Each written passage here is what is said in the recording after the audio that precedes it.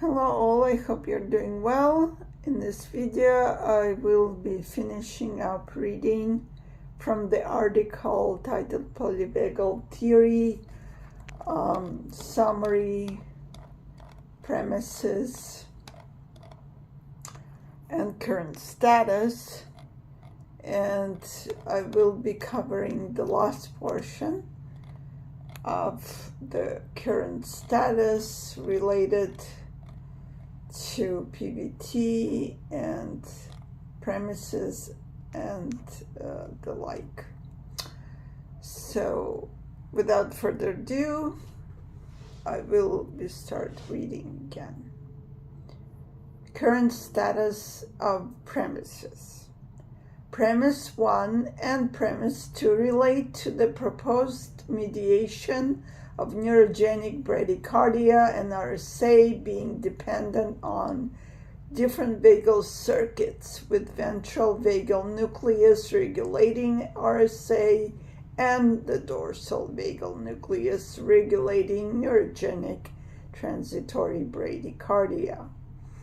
The literature reviewed in previous papers outlined the theory, e.g. Porges 1995, 2007, provided conclusive evidence that in mammals, the two branches of the vagus are profound regulators of autonomic function relevant to adaptive biobehavioral reactions.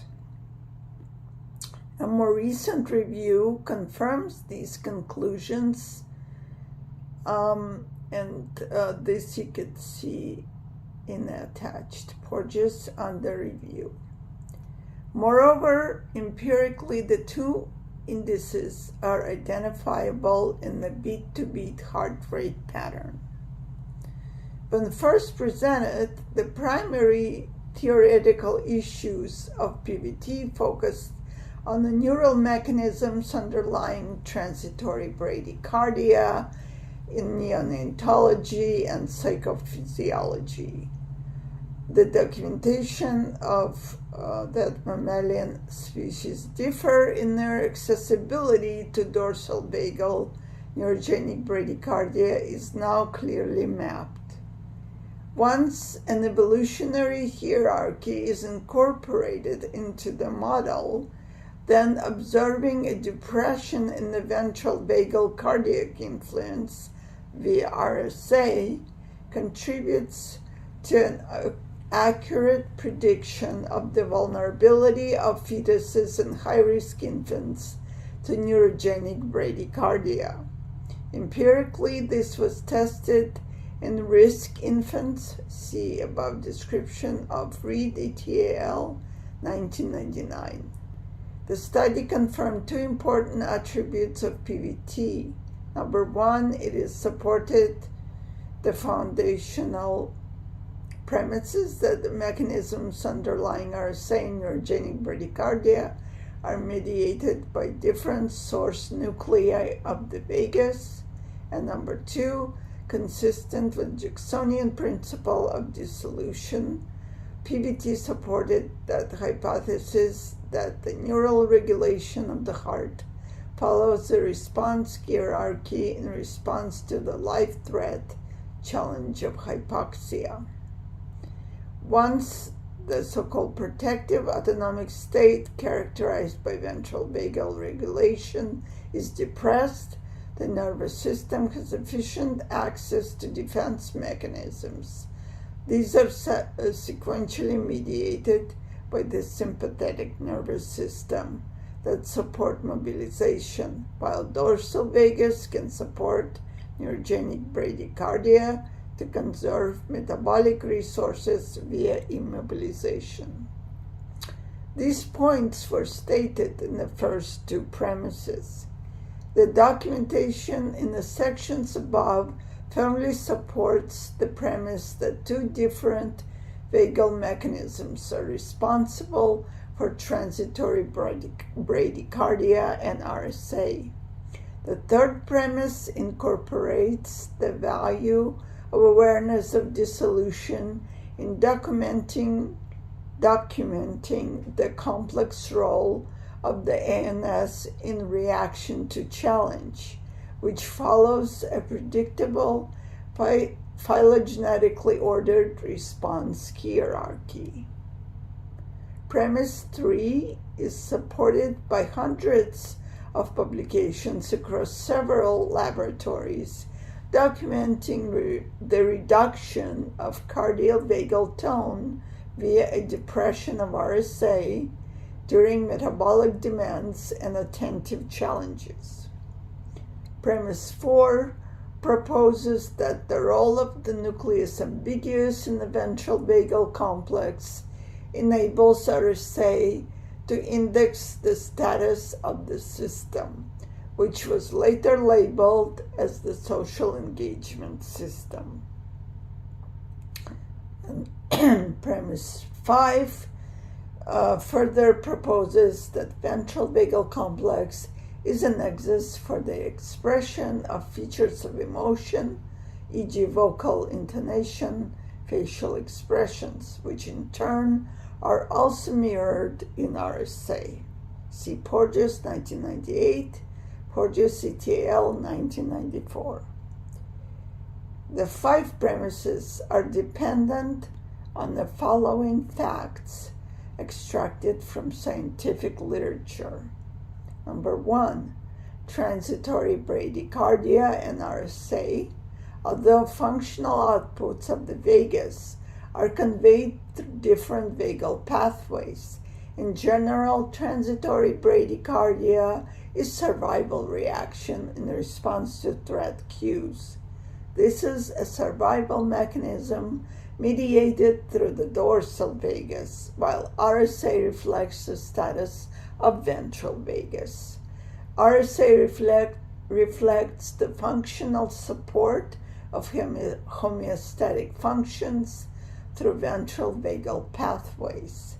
During challenges and threats, the two pathways may work synergistically, resulting in depressed RSA during episodes of bradycardia. This does not preclude the potential influence of both vagal pathways on tonic heart rate levels or transitory heart rate responses in safe contexts during states of optimal ventral vagal tone.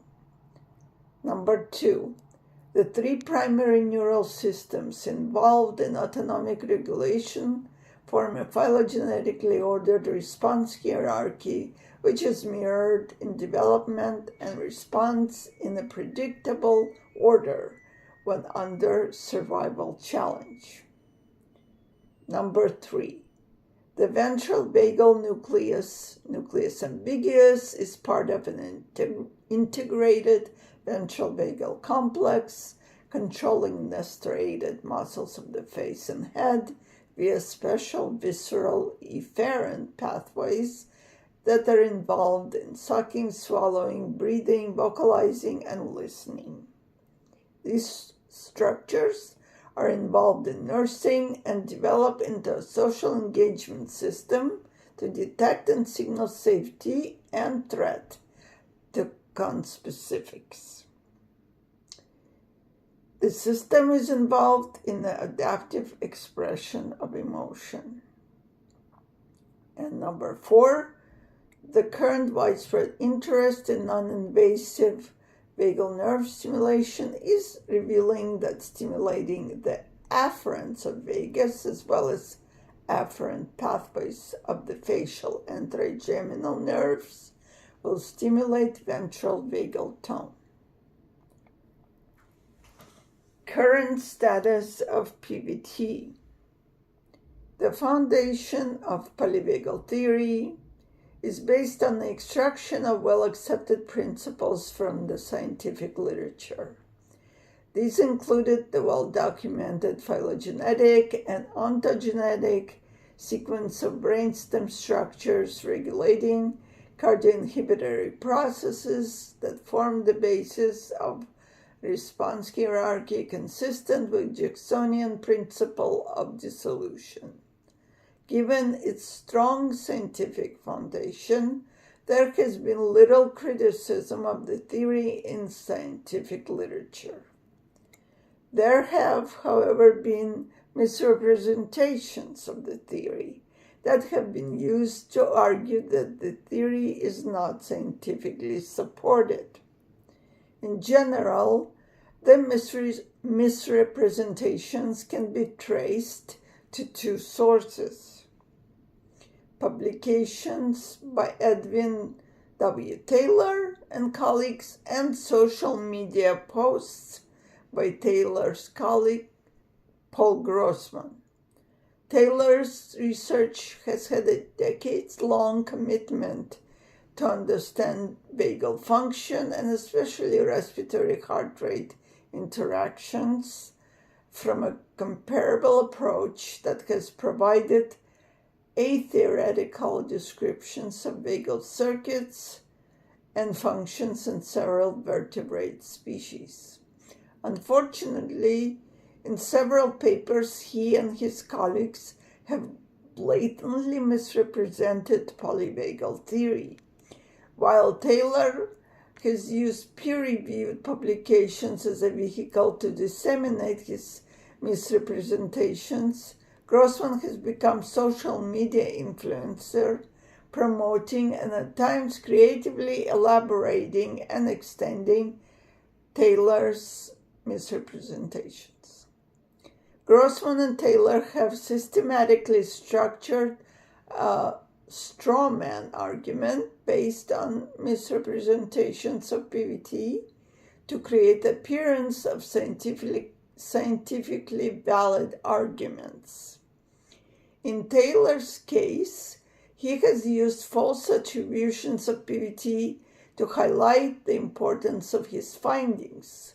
In contrast to Taylor, Grossman has not conducted research to generate data to falsify PVT. Instead, Grossman has elaborated on Taylor's misrepresentation to position himself in social media as the debunker of the PVT.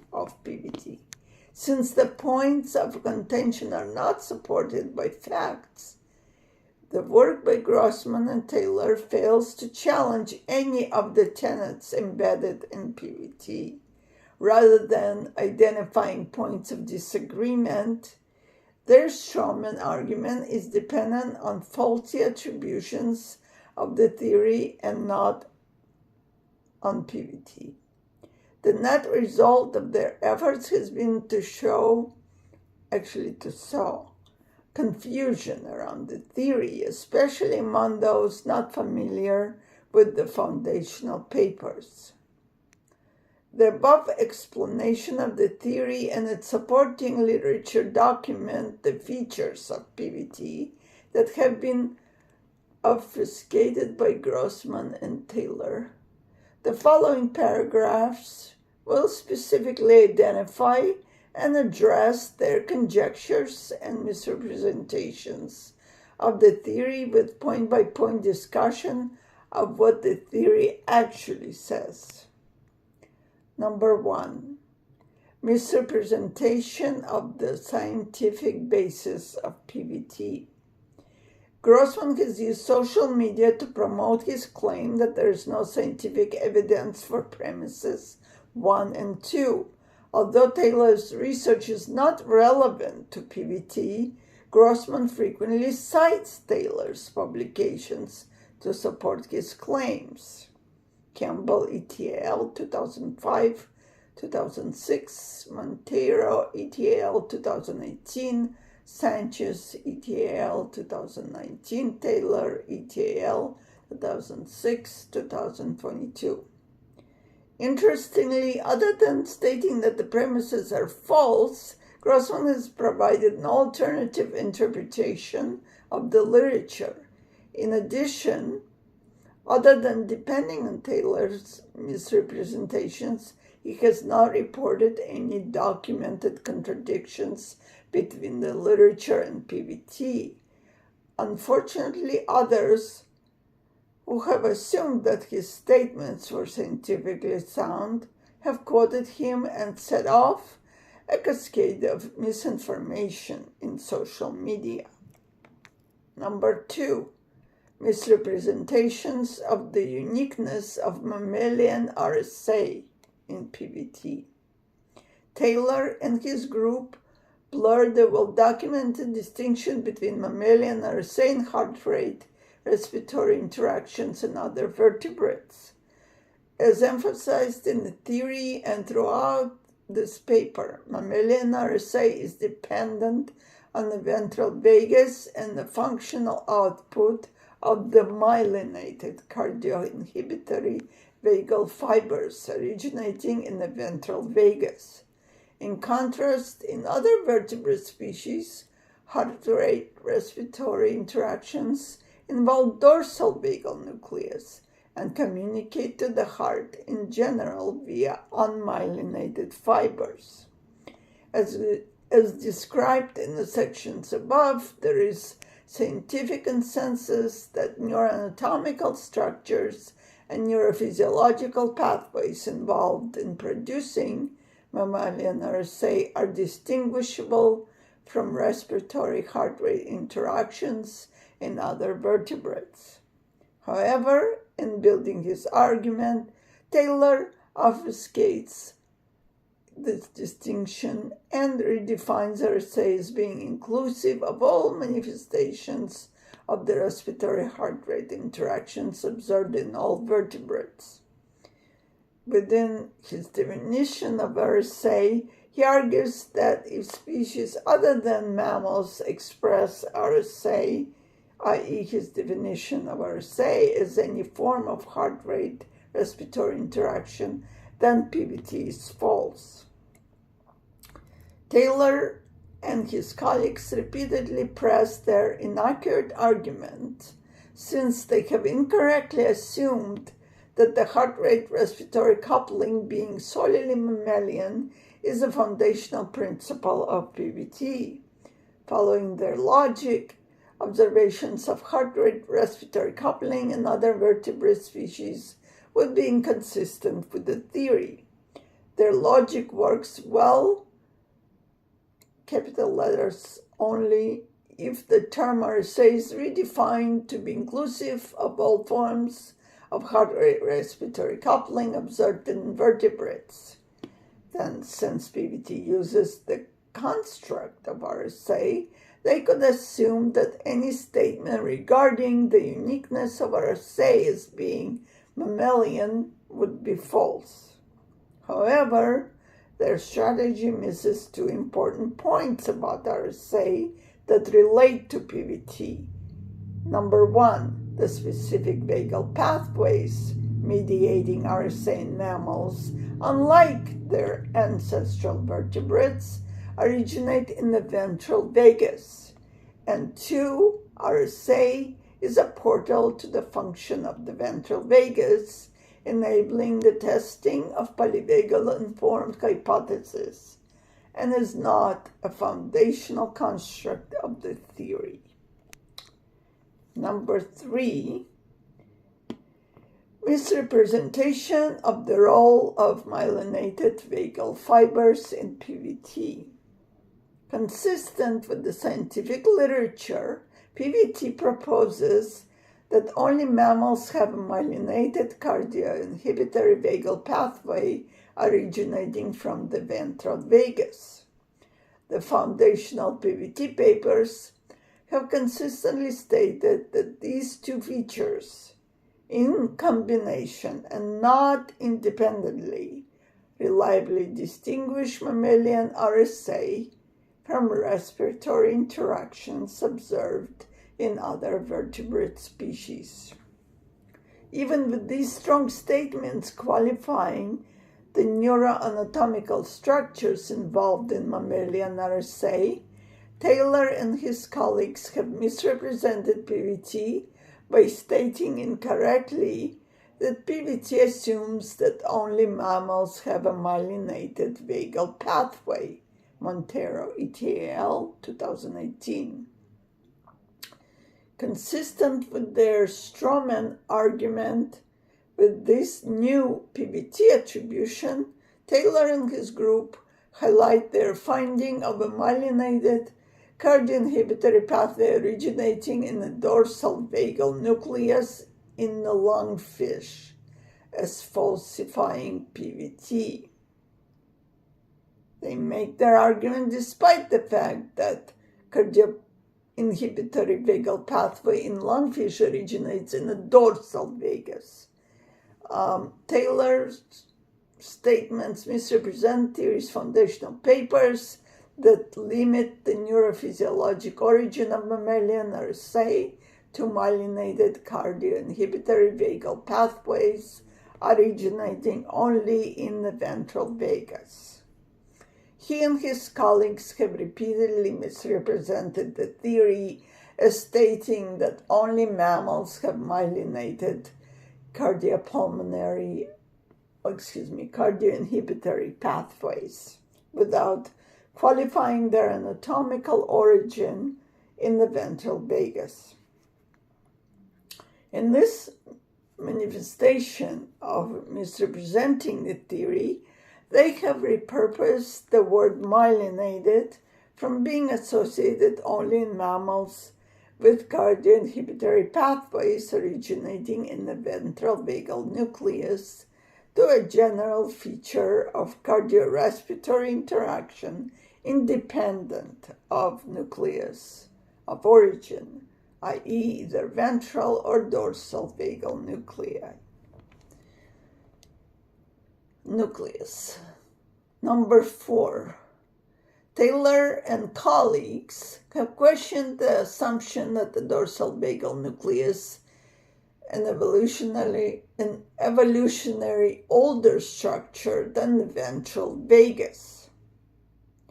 The literature, including Taylor's work, Taylor 1999, has reliably documented in modern vertebrates representing groups of vertebrates which evolved prior to mammals, that the prominent cardioinhibitory vagal neurons originated in the dorsal nucleus of the vagus. Thus, it is indisputable that estimating an evolutionary timeline through phylogeny, cardioinhibitory neurons originated first in the dorsal nucleus of the vagus and then, consistent with Taylor's own work, 2022, migrated ventrally. In the earliest, now extinct mammals, this ventral migration was sufficiently complete to embed cardioinhibitory function with activities of bronchiomotor neurons, i.e. special visceral efferent pathways that regulate the striated muscles of the face and head, promoting ingestion, e.g. nursing, and social communication via facial expression and vocalizations. Number 5. RSA has historically been used to describe a mammalian heart rate rhythm. It has a history of use that has been agnostic of the heart rate respiratory interactions of other vertebrates. In fact, Taylor, in his earlier papers, i.e. prior to 2000, uses the term RSA only when discussing mammals. Perhaps Taylor's a theoretical agenda to document that respiratory heart rate interactions are a highly conserved phenomenon across several vertebrate species has contributed to his repeated inaccurate statements regarding their underlying neural mechanisms. Although the phenomenon is highly conserved during evolution and even evidenced in mammals, the underlying mechanisms have been modified through evolution, e.g. Richter and Speyer, 1990. These points are emphasized in PVT. The foundation of PVT focuses on the structural and functional consequences of mammalian modifications of this highly conserved system. This point was unambiguously stated in the title of the paper Introducing PVT, Porges, 1995, Orienting in Defensive World, mammalian modifications of our revolutionary heritage, a polyvagal theory. Taylor's generalization of common mechanisms underlying heart rate respiration interactions across vertebrate species has its limitations. Evolution continues to repurpose and modify how the mammalian autonomic nervous system is both structured and functions.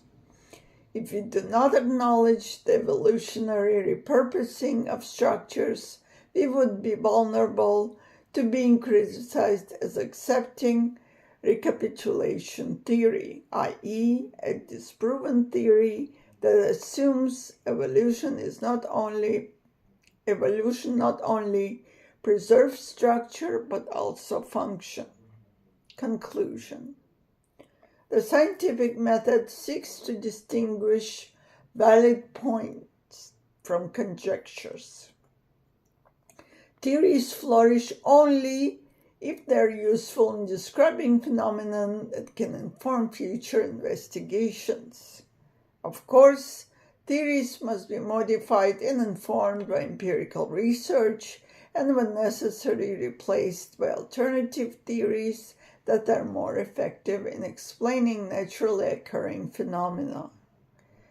If we use this as an acceptable standard, then PVT provides a testable model describing how the autonomic nervous system reacts to threat and safety. The theory specifically provides an understanding of core features of the mammalian nervous system needed to co-regulate and trust others. It also provides insights into the consequences of autonomic state for mental and physical health.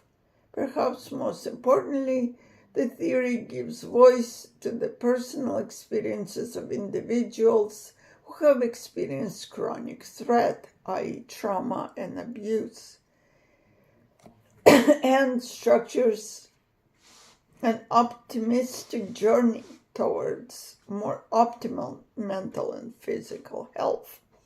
It is this core described by PVT that links our biological imperative to connect with others to neural pathways that calm our autonomic nervous system.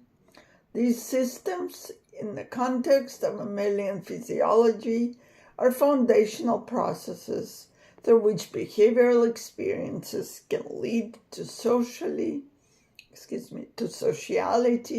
and optimal health, growth, and restoration.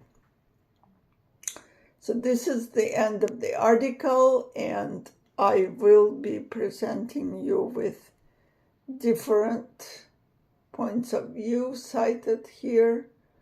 And also, I will probably be doing short videos, as I said, to capture most important points of the theory and offer you some other theories that are available out there.